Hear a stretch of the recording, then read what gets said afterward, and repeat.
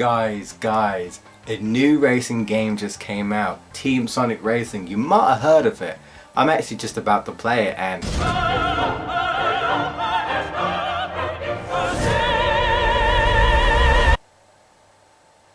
Never mind, Crash Team Racing, I'm playing that now. Oh boy, I've been waiting for this, and now the wait is finally over. The anticipated remake is here, and it's absolutely amazing. I knew it was going to be good, but now that I have it, whew, I can definitely say, well worth the purchase. Alright guys, it's about that time. I'm finally going to be playing Crash Team Racing Nitro-Fueled. So let's see if this game is too hype, or if it's not hype enough. Let's review Crash Team Racing Nitro-Fueled, shall we? Starting off with the title. Ooh, I like that. The Beanox recreation of the Naughty Dog crate at the beginning of the original CTR. Ah yeah, this gonna be good. Looking at the menu, I think it's fine, but maybe it's because of the nostalgia, but I think I prefer the white and grey flag background in the original. Pretty much the same here, except now we have online and pit stop. We'll get into that, but for now, let's delve into the adventure mode. Now we actually have two options here. We have classic mode for those wanting more of an OG experience playing the game as one character as intended, or Nitro-Fueled, where you can play as anyone you have unlocked at any time. For this review I will be covering Nitro-Fueled because it's still the same but not restricted to one character. For Nitro-Fueled mode you can change your difficulty.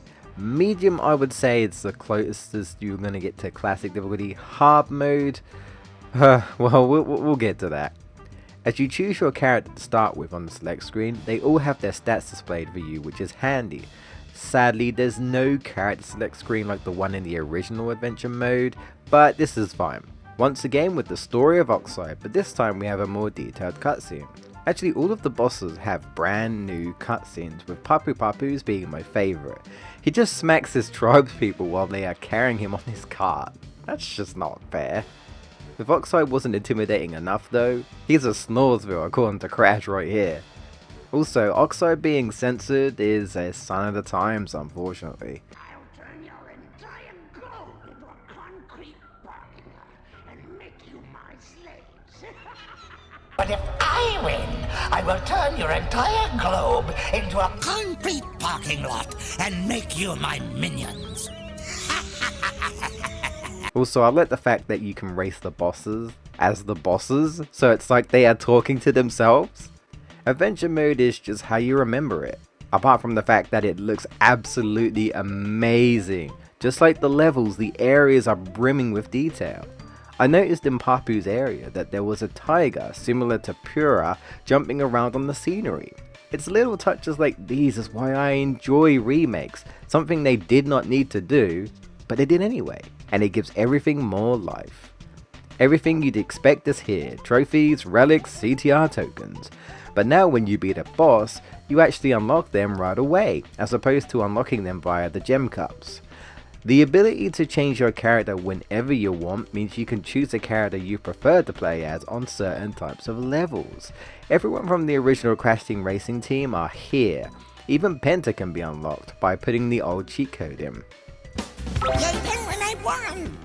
Now I personally prefer Penta too. Now onto the tracks themselves. My god, it's like I'm looking at a new track. All of the vibrant colours, brighter tones, the added details brings a new lease of life to these classic tracks. But once you start driving, it's just like you remember it. And I'm not just talking about the levels. The controls are pretty accurate to the original. Pros will be happy that Sacred Fire is still a thing in this game, to really test those with high skill. You can also change your power bar meter by pressing the triangle button. You can go for the new design, switch to a similar design, or go full on classic. Also, when you do a power slide, your wheels will light up as a second indicator on when to boost. But if it's too distracting though, you can just toggle it off. What else can you do in the options? Well, just like Spyro, you can switch between the new music tracks or the original. I think I prefer the original. Time trials make a return, which means Entropy is of course playable. But guess who wasn't playable, but is now? Nitrous Oxide. If you buy the Nitrous Oxide edition, you would have him unlocked from the get-go, but if you have the standard version, you can unlock him by beating him once in adventure mode, and then on the rematch, you unlock his ship. Other characters you unlock include the Crash Nitro Kart characters, Crunch, Entrance, Zam and Zem, and even all the bosses are now playable in the game. However, there is a drawback to this which I will get into shortly. When you win races with characters, you unlock skins, stickers and various cars. Also, can we talk about this Coco sticker right here? She's giving me mixed signals here and making me rather uncomfortable. What do you want from me? We have just general color skins for characters, but also costumes, with some of them coming from Crash Team Racing. I think my favourite might be the Puss in Boots skin for Pura. Some of them even have custom victory animations like the Electron skins you get for buying on the PS4. However, there are some skins and others that can't just be unlocked by winning races. Well, sort of. Each time you win a race, you are awarded Wumpa coins. What are these for? Well, that's where the pit stop comes in. You can buy various skins, stickers, and new cards via the pit stop. And this is also where you buy the Crash Nitro Kart characters. Now, here's the problem. Adventure mode alone won't get you much Wumpa coins, so you need to race online with people in order to get the most out of it. So if you don't have a PS Plus subscription like me, you're screwed on doing it the hard way. Also, you do need to at least be connected to the internet to get the rewards. Not only that, but the characters are only in one slot at random, and they are not cheap, so you have to save up to buy them all, or just wait for the ones you care about as they change every 24 hours. It's basically in-game microtransactions. It's good that it's not real money, but it's still not the best. Now, something you don't need to buy at the pit stop is the inclusion of the Crash Nitro Kart Tracks, so you can experience these either as a new player or an old one, though there's something a bit different about them. For one, some of them have different tones. What I mean is that Inferno Island, for example, is now set at night as opposed to Crash Nitro Kart setting it in the day. I'm glad they did this because this track is literally Crash Cove, and some tracks are similar to CTR, so changes to make them different had to be made. But what was in CNK that's not here? The anti-gravity sections. Those who were hoping they were still here will be disappointed, as they have been replaced with kinda simple tunnel sections with speed boosts. I personally don't mind, it didn't add much anyway. I love what they did with CNK tracks, honestly. They look way better with the design changes here and there. Now, I've been mainly positive thus far, so here are some complaints I have with this game.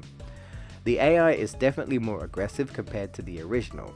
Newcomers will struggle jumping into this game. Good for pros, not for newcomers. And then there's hard mode. Wow. So I casually tried doing this on my live stream. You know, I'm a pro and all. Hard mode can't be that hard, right? I then proceed to lose on Crash Cove about 8 times. Jesus Christ, what did they feed the AI? Guess they got tired of rockets fired up their backside. They are all naturally faster than you and incredibly more competent. All of them have godly accuracy with items and bombarding you to the point where if you're hit, you're restarting the race over and over again. I eventually managed to beat Crash Cove, but barely, by spamming masks that the game would give me. Okay, we need to talk about the items here. The opponents now use items they wouldn't before. This includes the clock and the warp pool. But also, you get items in weird places. For example, I was in 1st and sometimes get given a mask. Yet I'd be in 5th and they'd give me nothing but potions and TNT crates. If you have a commanding lead, you should only get items you can just drop behind you. Maybe the occasional shield, sure. But if I'm in 2nd place, should I really get the warp ball? Isn't that like overkill? There needs to be some sorting out with what items you get depending on your place in the race. If you want that Platinum PS4 trophy though, you have to be hard mode, so good luck with that. Either way, I would say stick to medium unless you want to be tearing your hair out. I thought the Oxide trials were hard. Speaking of the trials, at the time of this recording there is an unfortunate bug going around. People have been getting their save file corrupted, and I've heard that some people have had this happen when beating the time trials. Yeah, it's a pretty big issue, so hopefully they fix that pronto. There's one issue I have with the CTR letters. Maybe it's me, but it feels like their locations are a bit off. Also, you could say this is due to extra effects they added, but some letters get kinda camouflaged or blend in with how bright everything is, meaning you can't immediately see the letter, which causes you to do a leap of faith. Making it more visible would really help here. But I managed to eventually beat Adventure Mode just like the classic. Back to the menu real quick. In local arcade, not only are the time trials available, you can also redo relics and tokens, or even do the ones from C and K. It doesn't seem necessary for a trophy, except for the crystal challenges, so that means you gotta do the C and K ones. Yay! Do I think this is a fantastic remake? Definitely, for sure. Just some issues here and there that need to be taken care of to make the game a much better experience. Can't speak for online right now, too poor for that.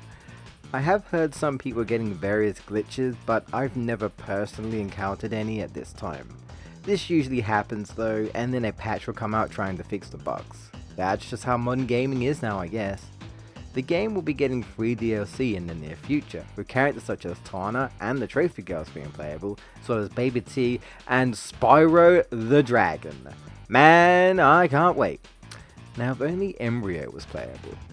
Once again, PC users will probably have to wait till next year till it's available, but if you do pick it up, I would say it's definitely worth it if you're a fan of the original and or a fan of Crash in general. Now I would still recommend it if you are new but perhaps have played say Mario Kart, but be aware that this is a tough game to start with. You will need to learn and gain skill in order to be considered good in this game. If that sounds good to you, then great. But if not, then maybe stick to Mario Kart.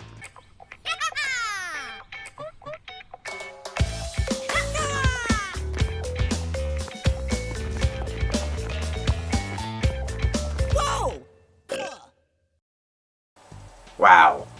What a game. What a remake by the Beanox team. I think they did this game justice, just like Vicarious Visions did justice to the Insane trilogy. I absolutely enjoyed playing this game, and I'm going to continue to play this game, of course. There's going to be updates, we're going to get Spyro the Dragon. I'm so excited for the Purple Boy. My god, this game is amazing, and I'm so glad I got to live another game from my childhood, just like the classic games and with Spyro the Dragon. These guys, incredible work, incredible work. I can't stress enough how great this game is. Again, if you're new to this type of stuff, it might not be for you, but if you're definitely looking for something a bit more competitive compared to Mario Kart, then this game is definitely for you. This game isn't easy, but it's also fun to master, so it's definitely got that big skill factor going on there. So if that sounds like your cup of tea, then get this game. Highly recommend it. Now I can't speak for the Switch version. I think I just heard that it pretty much runs smoothly, but it's a little lower rate, like, you know, the graphics isn't as good, but that's to be expected. Of course, I was playing on the PS4 version right here. Oh boy, Crash Bash Remaster? I'd rather not, personally. I hope that Activision, whatever team, Vicarious, I don't know, I hope that the next Crash game is going to be a brand new Crash game for me personally, and I also hope that we get a brand new Spyro game in the future, but until then, I'm going to continue playing this game because honestly I am absolutely loving it. And hopefully you do too. Let me know in the comment section below, and I'll see you guys next time. Hey guys, if you like this review, maybe you'd stick around. I do a bunch of other reviews, mainly platformers and RPGs, but I'll definitely be covering more Crash Bandicoot games, so if you're a fan of Crash Bandicoot, definitely stick around. Anyway, thanks for watching guys, I'll see you next time, bye!